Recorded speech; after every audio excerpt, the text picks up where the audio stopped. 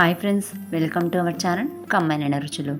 నేను ఇవాళ రెస్టారెంట్లో ఎంతో టేస్టీగా ఉండే గ్రీన్ చట్నీని ఇంట్లోనే సింపుల్గా, పర్ఫెక్ట్గా, ఎంతో హైజీన్గా ఎలా చేసుకోవాలో చూపించబోతున్నాను. ఈ గ్రీన్ చట్నీ అంటే చాలామందికి ఇష్టమైనా కానీ ఎలా చేసుకోవాలో ప్రాసెస్ తెలియక ఇబ్బంది పడుతూ ఉంటారు. అలాంటి వాళ్ళు ఈ వీడియోని స్కిప్ చేయకుండా చూసారంటే ఇట్టే గ్రీన్ చట్నీని ఎంతో టేస్టీగా తయారు చేస్తారు. దీనికోసం మనం ముందుగా 2 కరివేపాకు రెమ్మల్ని శుభ్రంగా కడిగి మిక్సీ జార్లోకి తీసుకోవాలి. అంతే క్వాంటిటీలో కొత్తిమీరని కూడా యాడ్ చేసుకోవాలి.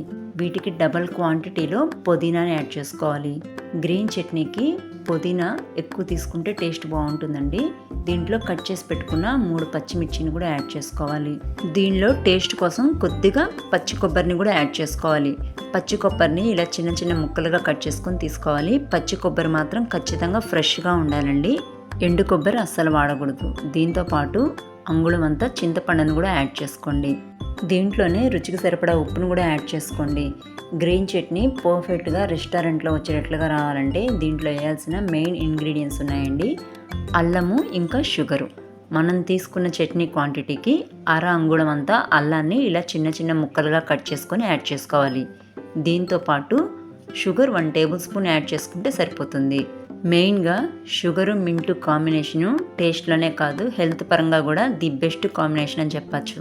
ఇలా మనం ఈ గ్రీన్ చట్నీలో షుగర్ వేసుకోవడం వల్ల చట్నీ త్వరగా కలర్ చేంజ్ అవ్వకుండా ఉంటుంది. ఇప్పుడు దీన్ని గ్రైండ్ చేసేసుకొని దీంట్లో పుట్నాల పప్పు యాడ్ చేసుకోవాలి.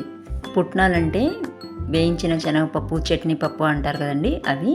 కానీ దీంట్లో ఎట్టి పరిస్థితుల్లో కూడా మనం పల్లీల్ని యాడ్ చేసుకోకూడదు. చాలామందికి చట్నీలో పల్లీలు వేసే అలవాటు ఉంటుంది, కానీ ఈ చట్నీకి పల్లీలు అస్సలు సూట్ అవ్వవు. కాబట్టి ఈ గ్రీన్ చట్నీకి మాత్రం పల్లీల్ని అస్సలు వాడకండి. దీన్ని ఇలా ఒకసారి గ్రైండ్ చేసుకున్న తర్వాత కొద్దిగా వాటర్ని కూడా యాడ్ చేసుకొని ఇంకొకసారి బాగా సాఫ్ట్గా వచ్చే వరకు గ్రైండ్ చేసుకోండి. అవసరమైతే ఇంకొద్దిగా వాటర్ని కూడా యాడ్ చేసుకోవచ్చు. ఈ చట్నీని ఇలా గ్రైండ్ చేసుకున్న వెంటనే మనకు కావాల్సిన వరకు విడిగా ఉంచేసుకొని మిగతాది ఫ్రిడ్జ్లో స్టోర్ చేసేసుకోవాలి. లేదంటే కలర్ చేంజ్ అయిపోతుంది. ఇలా మెత్తగా సాఫ్ట్గా వచ్చే వరకు గ్రైండ్ చేసుకోవాలి. మనకి కావాల్సిన వరకు చట్నీని విడిగా పెట్టుకున్న తర్వాత దీనికి కొంచెం పోపు యాడ్ చేసుకొని సర్వ్ చేసుకుంటే టేస్టీగా ఉంటుంది. పోపులో కేవలం పోపు దినుసులు, ఎండుమిరపకాయలు వేస్తే సరిపోతుందండి. కరివేపాకు వేయాల్సిన అవసరం లేదు.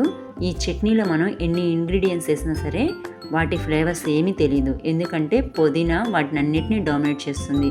చాలా టేస్టీగా సూపర్గా ఉంటుంది. తప్పకుండా ట్రై చేయండి. హెల్త్కి కూడా చాలా మంచిది. ఇది కేవలం టిఫిన్స్లోకే కాదు, సమోసాలు, మోమోస్ లాంటి స్నాక్స్లకు కూడా సూపర్ టేస్టీగా ఉంటుంది. ఈవెన్ పునుగుల్లోకి కూడా చక్కగా సూట్ అవుతుంది. వీడియో నచ్చితే లైక్ చేయండి, షేర్ చేయండి. ఇలాంటి మరిన్ని రెసిపీస్ కోసం మా ఛానల్ని సబ్స్క్రైబ్ చేసుకోండి. Thanks for watching.